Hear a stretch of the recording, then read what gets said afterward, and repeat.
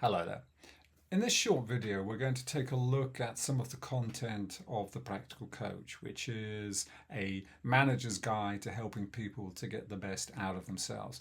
What I'd like to do is to take you through some of the content, starting with what's in the content pages itself, and then having a look at some of the pages in the book. Hopefully this will help you to make a decision whether you want to pop over to Amazon and grab a copy of the book, or whether you prefer just to wait for the next video that comes out, which essentially will go through the content anyway.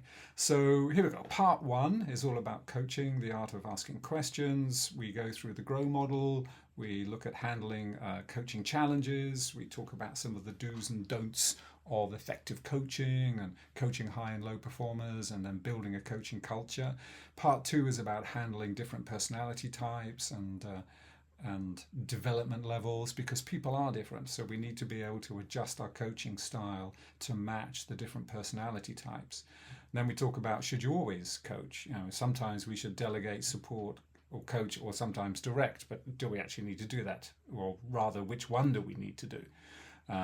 We give you a little coaching cheat sheet, and we look at some communication techniques for leaders. And then part three, we change direction a little bit. We focus much more on building a strong organization through this 7R technique, which really isn't about coaching, it's much more about organizational development.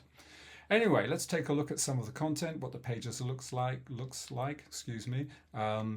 We talk about the GROW method, which is goal, reality, options, and way forward, or will, depending on which version of the book we're looking at.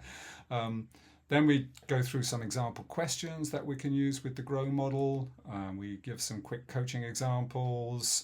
In this case, it's an employee struggling with a work-life balance. We talk about people who don't want to be coached, because sometimes people don't want to listen to their managers or listen to you and resist coaching. We talk about how people are different and how you can adjust your coaching style according to their personality types. So we take a look at the DISC profile, and if you're familiar with that, it'll help you to adjust your coaching style, I think, quite effectively. So we go through some examples, and we give you some ways of beginning the coaching conversation and completing the coaching conversation, give you one-page quick summaries of how to adjust your style according to the DISC style of the other person.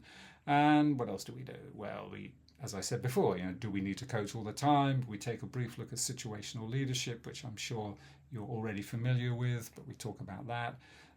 We talk about communication styles, different ways of listening, mirroring, paraphrasing, and then, as I said earlier on, we go through this 7R idea of building a strong organization. And then, well, that's it. I mean, there's a lot more in it than what I've just shown you, but hopefully that gives you a flavor of the kind of thing that's in the book. So, as I said earlier, if you'd like to pop over to Amazon and take a look, please do. Or if you just want to wait until the next video comes out to get some more insights on how to be an effective coach, then please do that too. Thank you.